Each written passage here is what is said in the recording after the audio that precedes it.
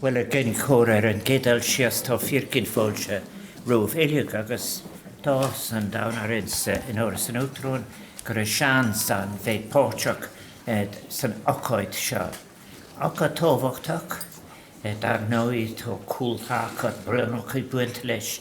Akka ganam kene sinta gnada gwil chance an buint ave agwin gilier leis an tovach the toik buint leis an over sha.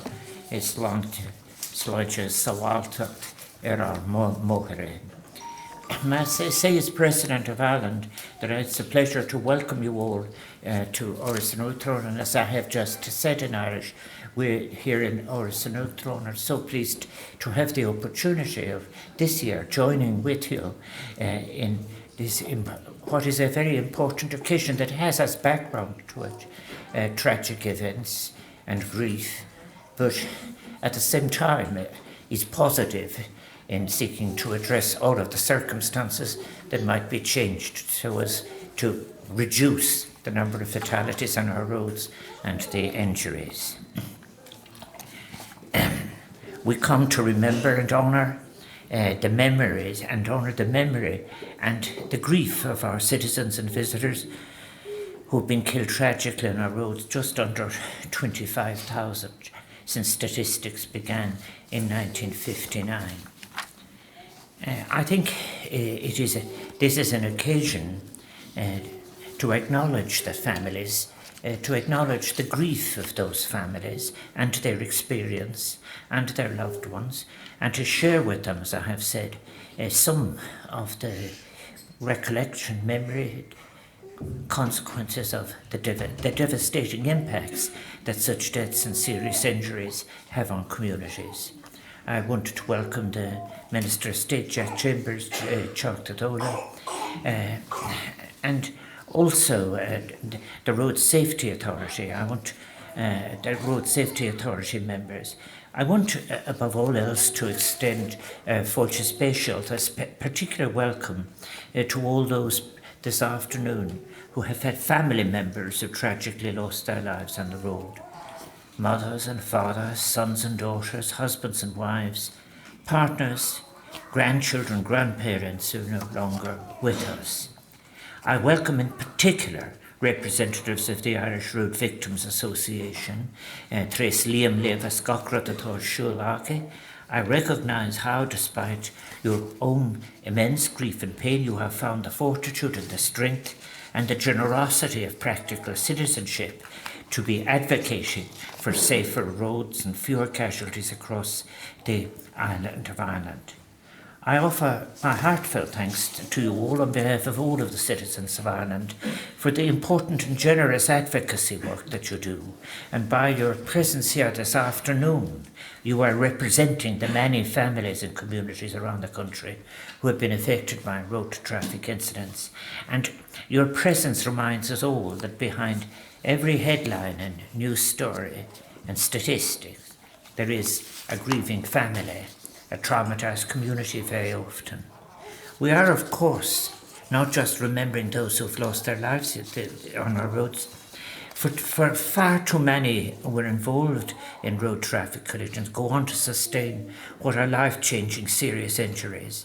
And since we began recording the serious injuries in 1977, an incredible number, 88,284 people have been seriously injured. So I think it's so important that this year's International Day of Remembrance is also focusing on serious injuries. And I do want to issue a warm welcome to those of you joining with us today who have personally suffered from such significant injuries. I know that many of you are continuing to use your own personal experience and speaking about it to help prevent others from facing the same challenges which you have endured. And you're particularly welcome with your child, may I say, because in another part of the house, our own 5-month-old grandchild is so we're very, be the hoofness and sha. In 2005, the United Nations declared World Day of Remembrance for road traffic victims to be a global day that was to be observed, it suggested, every third Sunday in November as quote, the appropriate acknowledgement for victims of road traffic injuries and their families. And the day provides an opportunity, I think, to draw the public's attention to road traffic crashes, their consequences, impacts, and the measures that must be taken to stop these untimely and tragic deaths from occurring. Sadly, the figures since the end of COVID-19, and this year in particular, are a matter for concern. They're not going in the right direction. 4 decades of the remarkable progress on road safety saw Irish roads become the second safest in the European Union after Sweden by 2021. It's an incredible achievement and such a welcome one, with 27 deaths per million of the population compared with the European Union average of 51 deaths per million. But last year saw a reverse with an increase in road fatalities of 25 to 155 deaths, and regrettably that number is likely to be higher again this year, will be higher again this year, with road fatalities as of today standing at 166. Each one of those deaths has left a family bereaved, a community bereft. And while these statistics are informative, they are sobering. Road traffic deaths are one of the primary causes of death and serious injury globally, with the World Health Organization estimating that about 1.3 million people are killed annually on the roads. Now, it's very clear that there are a number of factors at play with regard to fatalities from road traffic collisions. And obviously driver speed is a key factor, as is the condition of the vehicles. But it must be acknowledged, I think, that the quality of the roads and the roadsides themselves is a factor with provision for safety for pedestrians and cyclists must also be ensured. When we're driving around the country, Sabina and I often notice when we're doing particular events, particularly in some of the rural roads, there's no place to retreat to or to jump to be safe from very, very often. And it's quite striking, particularly in a population that is aging and where we're encouraging people of all ages to be out taking exercise in the evenings. And of course all of that is exacerbated in conditions of fading light and whatever. The reality is that many housing developments across have been built without adequate basic infrastructure of safety, footpaths, cycle lanes. I have to say that near my house in Galway they have a campaign going on for 40 years, which the latest county manager assures me is at the top of her projects. But I think that it's pity because there are very few safe places for people to walk or cycle in rural areas, and even to walk to the local shop or to walk their dog. Analysis from the Road Safety Authority, again their figures, there were 43 pedestrians killed on Irish roads in 2022, with pedestrians accounting for the largest share of victims in urban areas. That is a very serious figure. Analysis of figures for this year indicates that pedestrian fatality figures for 2023 are their highest in 15 years, with the winter months in particularly being dangerous for pedestrians, reminding us that we all have a duty of care to, not just for ourselves, but for others, and to try and see and care for others who are at risk. The simple fact of taking a stroll or going for a walk in an evening has now become, unfortunately, more dangerous in some circumstances, and at the very time when we were hoping that people will choose to leave their cars at home for both environmental and personal well-being reasons. The simple truth is that for many too, including children, it can be dangerous in some circumstances and conditions to use the roads as either a pedestrian or a cyclist, and all of this must change. And I know that is the aim and hope of government too, and of all representatives. And local authorities have a crucial role to play in making, as I have been describing, roads and roadsides as safe as possible for all those who hope to use them. Mar gúirt mé agus tá sé sílir go bhfuil ról ag gachtain agus is féidir linn go léir anna méad a dhéanú agus a go thortha an take an dúdláin seo I bhénar riar a faoi. I think all of us have an opportunity to use our influence to promote safety, road safety in different ways, and it is just an act of citizenship. And I think the driver attitudes and behaviours are critical to the achievements of safer road, including adherence to speed, to safe speeds, not driving under the influence of alcohol or drugs, avoiding driving while distracted or tired, and the use of seat belts and protective equipment. I have to share with you something else as well, is that people write to me about all sorts of things as President of Ireland. But many people have in fact been just writing to me about what they know is a perceptible rise in aggression among motorists, and particularly in urban areas. And I think that that is a great pity.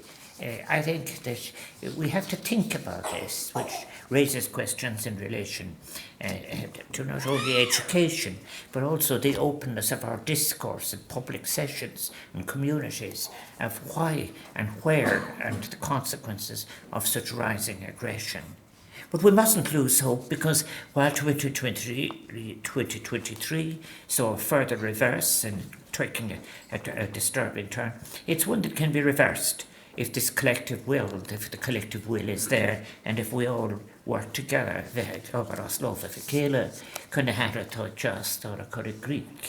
But I do want to thank the Road Safety Authority for their tireless work and their efforts to make our roads safer. And the chairperson of the Road Safety Authority, Liz O'Donnell, is a former colleague of mine, good friend, and I know Liz, and I know that she was, is, and will continue to be a fearless campaigner who will strive to reverse these trend and the statistics that we face in the issue. There are those, of course, and we all know how important they are, who have in fact to deal with the consequences of road deaths and injury. And as President is I'd still want to offer my profound thanks to those who work to alleviate the impact of serious injuries. So I think I'm so pleased that we have with us today representatives of the National Rehabilitation Hospital and the Acquired Brain Injury Ireland.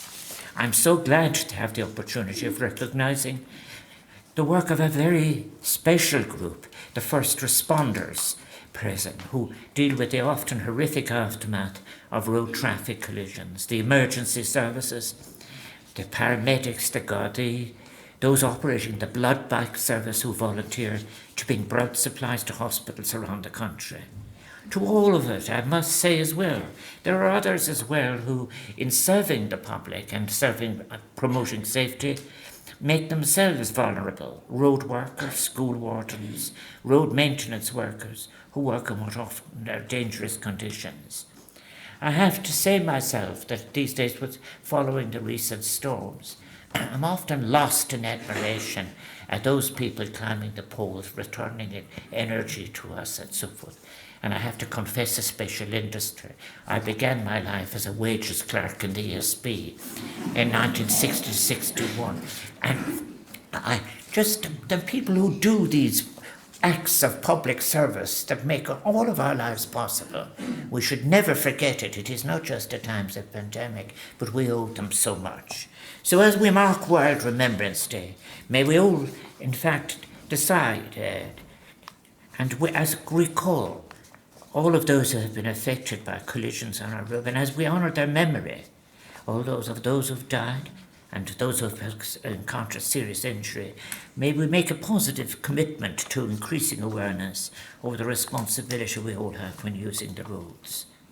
I think there is much that we can achieve towards working together so that no family has to mourn the loss of a loved one from a road traffic collision. That is our aim, and let us demonstrate the solidarity that is required to deliver that future with ever more shared urgency and determination. I want to thank all of you for for allowing myself as Uachtaráin hearing, and for all of us here at Áras and Uachtaráin to share this important day with you. I was mal good me at Aarhus, and as I said from the very beginning, Firkin Fócher was awesome down in Áras and Uachtaráin go chance on the Portug than Uachtaráin. Thank you very much. Merba.